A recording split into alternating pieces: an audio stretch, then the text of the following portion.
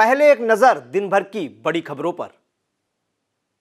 आलू की गिरती कीमतों से गरमाई सूबे की सियासत। प्रयागराज के उमेश पाल हत्याकांड का क्या है 20 लाख का राज। सीतापुर के पोखरा से 2024 पर निशाना साधेंगे अखिलेश यादव। लेखपाल ने प्रधान से कहा पटक कर मारूंगा, ऑडियो वायरल। खबरनामा के प्रायोजक हैं Mother's Pride Public School, Tidwa Chilaula, Lakhimpur road, Sitapur. GD Goenka Public School, निकट Khairabad toll plaza, Sitapur.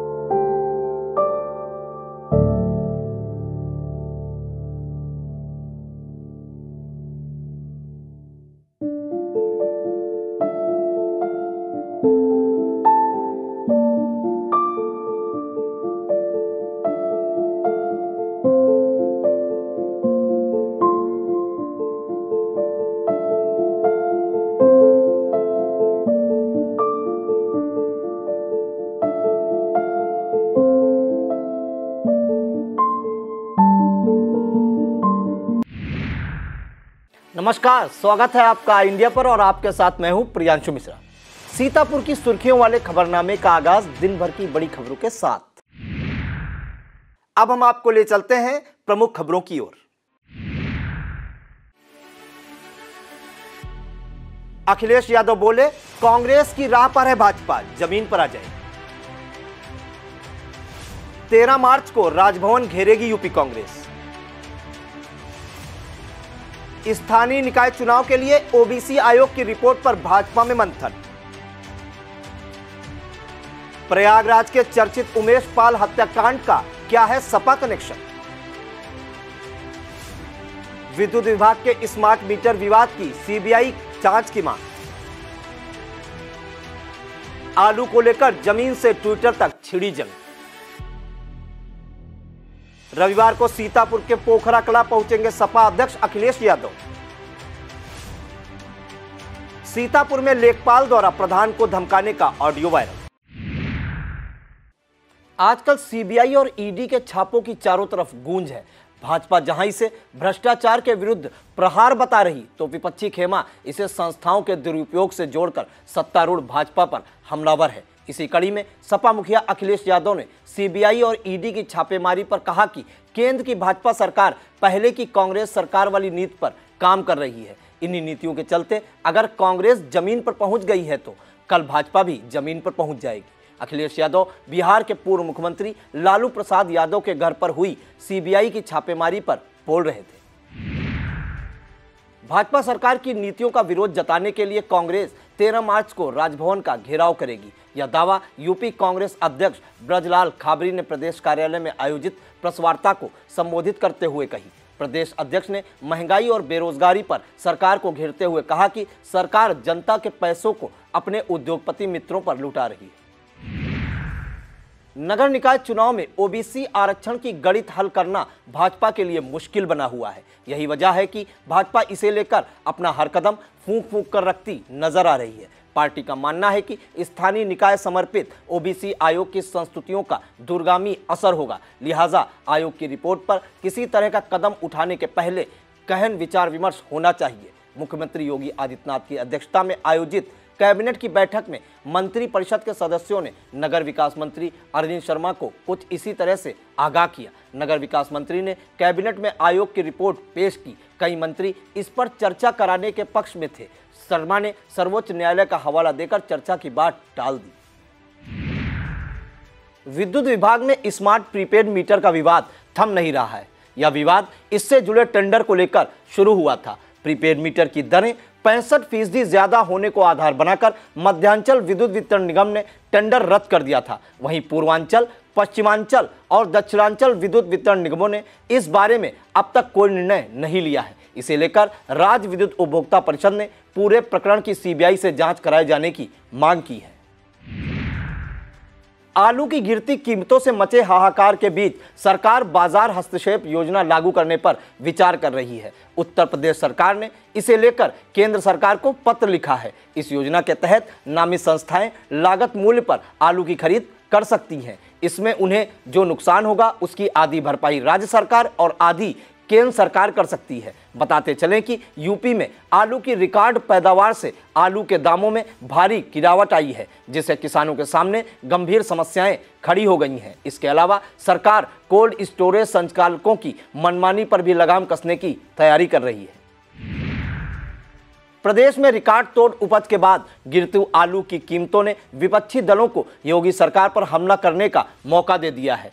Twitter पर तो बाकायदा आलू को लेकर सियासी वार का सिलसिला चल पड़ा है। सपा के राष्ट्रीय महासचिव शिवपाल सिंह यादव ने इसे लेकर ट्वीट किया कि सरकार का 650 रुपये प्रति कुंतल आलू खरीदने का फरमान नाकाफी है श्रीमान। आगे उन्होंने अपने ट्वीट में लिखा कि 2500 रुपये प्रति कुंतल की दर से बीज खरीदने वाले किसान के लिए यह समर्थन मूल्य मजाक है। सरकार को न्यूनतम 1500 रुपये प्रति पैकेट के दर से आलू की खरीद करनी चाहिए। उन्होंने आखिर में लिखा कि कम से कम लागत तो दे दो सरकार। शिवपाल सिंह यादव के इस ट्वीट को लेकर भाजपाइयों और सपा समर्थकों के बीच ट्विटर वार छिड़ गया है। आलू की गिरती कीमतों को लेकर सपा मुखिया अखिलेश यादव ने भी ट्विटर पर मोर्चा खोल दिया है। उन्होंने लिखा है कि अब की बार आलू बदलेगा सरकार। अखिलेश यादव ने भाजपा सरकार में प्रदेश के आलू उत्पादक किसानों की समस्याएं गिनाते हुए लिखा कि आलू की लागत का लगातार बढ़ते जाना, कम दाम मिलने से लागत निकालना भी मुश्किल, भंडारण के लिए टोकन न मिलना, कोल्ड स्टोरेज के बाहर रातें बिताना, एमएसपी की मांग का भाजपा सरकार द्वारा लगातार ठुकराना। अखिलेश यादव के इस ट्वीट पर भी पक्ष विपक्ष अपनी अपनी चिड़िया उड़ा रहा है। उत्तर प्रदेश के ग्रामीण क्षेत्रों में परंपरागत खेलों को बढ़ावा देने और ग्रामीण प्रतिभाओं को आगे लाने के उद्देश्य से ग्रामीण स्टेडियम एवं ओपन जिम निर्माण योजना को सरकार ने मंजूरी दे दी है। इस योजना के तहत युवा कल्याण विभाग पहले चरण में ऐसे जिले जहां एक भी स्टेडियम नहीं है वहां प्राथमिकता के अनुसार ग्रामीण स्टेडियम व जिम का निर्माण कराएगा। दूसरे चरण में हर ब्लॉक में ग्रामीण स्टेडियम और ओपन जिम बनाए जाएंगे। इन दिनों अंडरवर्ल्ड से लेकर सियासत के गलियारों तक में गूंज रहे प्रयागराज के उमेश पाल मर्डर केस में अब एक नया एंगल सामने आ रहा है। इसमें विधानसभा चुनाव से पहले उमेश पाल के भाजपा छोड़ सपा ज्वाइन करने का दावा किया जा रहा है। खुलासा हुआ है कि तब उमेश पाल ने विधानसभा का टिकट सपा से पाने के लिए एक सपा नेता को 20 लाख रुपए पार्टी फंड के रूप में दिए थे। बताते हैं कि उमेश पाल प्रयागराज की फाफामऊ सीट से सपा के टिकट पर चुनाव लड़ना चाहते थे और इसे लेकर वह चुनाव से करीब 8 महीना पहले सपा में शामिल हुए थे। यह भी कहा जाता है कि प्रयागराज के सपा जिला उपाध्यक्ष रामसुमेर पाल के माध्यम से वह सपा में शामिल हुए थे और उन्हें सपा कार्यालय में खुद सपा मुखिया अखिलेश यादव ने सदस्यता दिलाई थी। हालांकि प्रयागराज के सपा जिला अध्यक्ष योगेश यादव ने डोनेशन जैसी किसी बात से इनकार किया है। श्री रामचंद्र मिशन एवं हार्टफुलनेस इंस्टीट्यूट द्वारा संस्कृति मंत्रालय भारत सरकार के संयुक्त प्रयास से सीतापुर में 3 दिवसीय ध्यान शिविर का प्रारंभ किया गया। संस्थान के बिजवार स्थित केंद्र में इसका शुभारंभ उप निदेशक कृषि अरविंद मोहन मिश्रा द्वारा किया गया।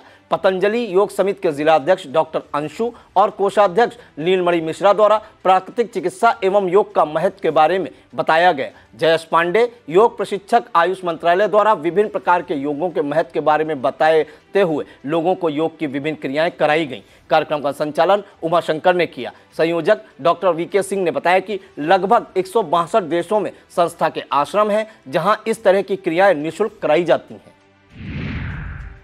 वक्त हो चला है एक छोटे से ब्रेक का।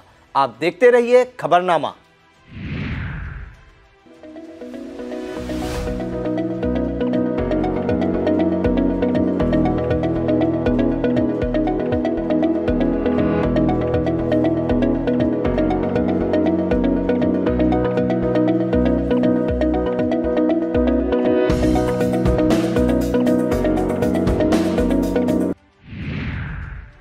कमलापुर चीनी मिल के अध्यक्ष शांति कुमार पांडे द्वारा चीनी मिल गेट पर होली मिलन समारोह का आयोजन किया गया। इस अवसर पर पहुंचे गन्ना किसानों को अध्यक्ष द्वारा उपहार प्रदान किए गए। इस मौके पर प्रधान प्रतिनिधि हमीरपुर विद्याधर पांडे, संजय सिंह, प्रधान प्रतिनिधि नवागांव वेद सिंह, डॉक्टर MM पांडे, आशुतोष मिश्रा, सत्यप्रकाश सिंह, विपिन मोहन तिवारी, अनुराग मिश्रा आदि उपस्थित रहे।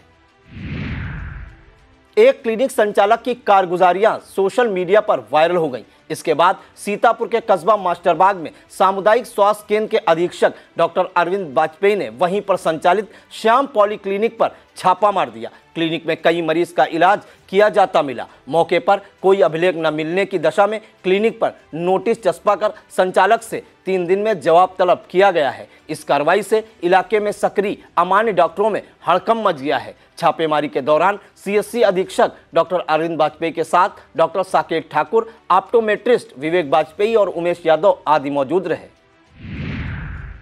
थानगांव इलाके में स्थित ब्रह्मचारी बाबा के स्थान पर आयोजित रास उत्सव कार्यक्रम का संत त्यागी महाराज ने शुभारंभ किया। इस दौरान वृंदावन से पधारे कलाकारों द्वारा रास उत्सव का मंचन किया गया। कार्यक्रम आयोजक राजेश मिश्रा राजू ने बताया कि विगत वर्षों की भांति यह कार्यक्रम आयोजित किया जा रहा है, जो 10 मार्च से 17 मार्च तक चलेगा। इस अवसर पर राजेश मिश्रा उर्फ राजू, अरविंद मिश्रा, विमल मिश्रा, रामजी शुक्ला, राजू शुक्ला, भग्गल तिवारी, प्रमोद तिवारी, अबरार उमर आदि मौजूद रहे।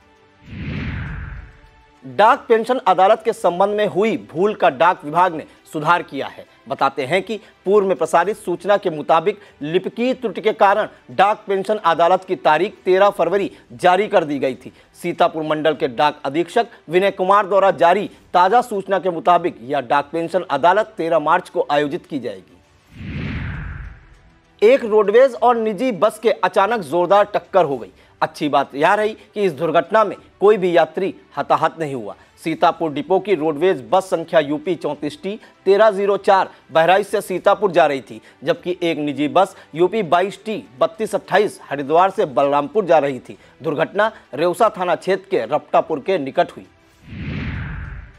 अचानक अज्ञात कारणों के चलते आग लगने से 11 बीघे गन्ना जलकर राख हो गया। आग लगने से घटना थाना कमलापुर की ग्राम सभा बहिरी मऊ के मजरा रामपुर में हुई। इस आग से रामस्वरूप, हेमनाथ, कृपाजी और रामसागर का नुकसान हुआ है।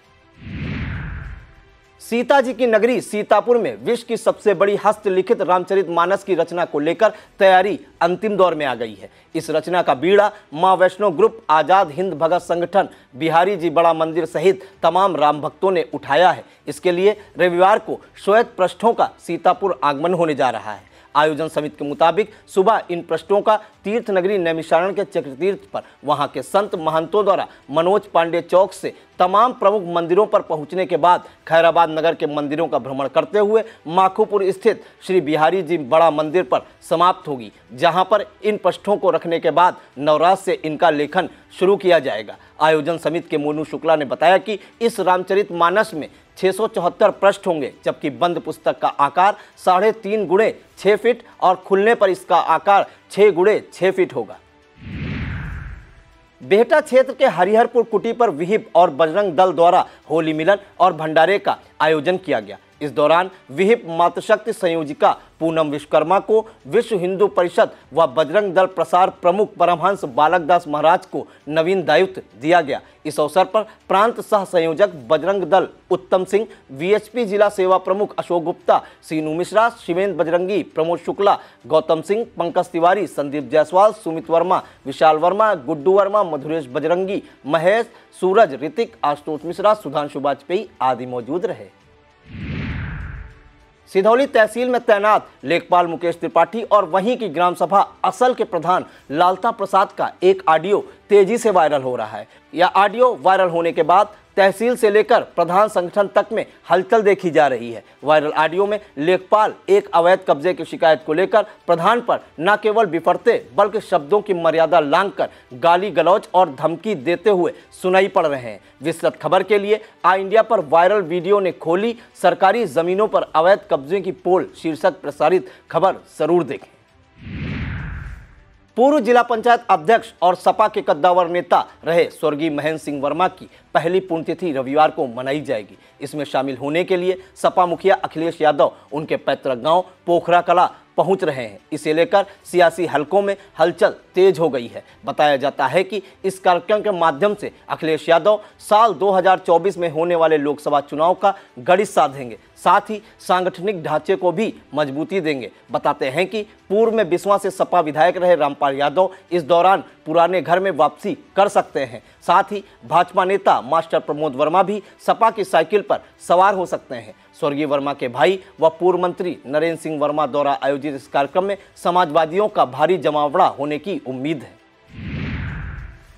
ब्लॉक कसमंडा की ग्राम पंचायत पतारा कला में जन चौपाल का आयोजन किया गया। इसकी अध्यक्षता डीडीओ और सीतापुर प्रभारी बीडीओ कसमंडा हरिश्चंद्र प्रजापति ने की। जन चौपाल में नाली, पीएम आवास, शौचालय से संबंधित 9 शिकायती पत्र प्राप्त हुए, जिनमें डीडीओ द्वारा 4 शिकायतों का मौके पर निस्तारण कर दिया गया। इस मौके पर एडीओ आईएसवी शिवप्रकाश दुबे, एडीओ पंचायत दिनेश यादव, ग्राम सचिव दिनेश वर्मा, प्रधान पताराकला मोहम्मद नफीस, नलकूप विभाग से जगन्नाथ यादव, क्षेत्रीय लेखपाल शशांक मिश्रा, सीएससी कसमंडा से उर्मिला मिश्रा, कृषि विभाग से हरिशंकर वर्मा आदि मौजूद रहे।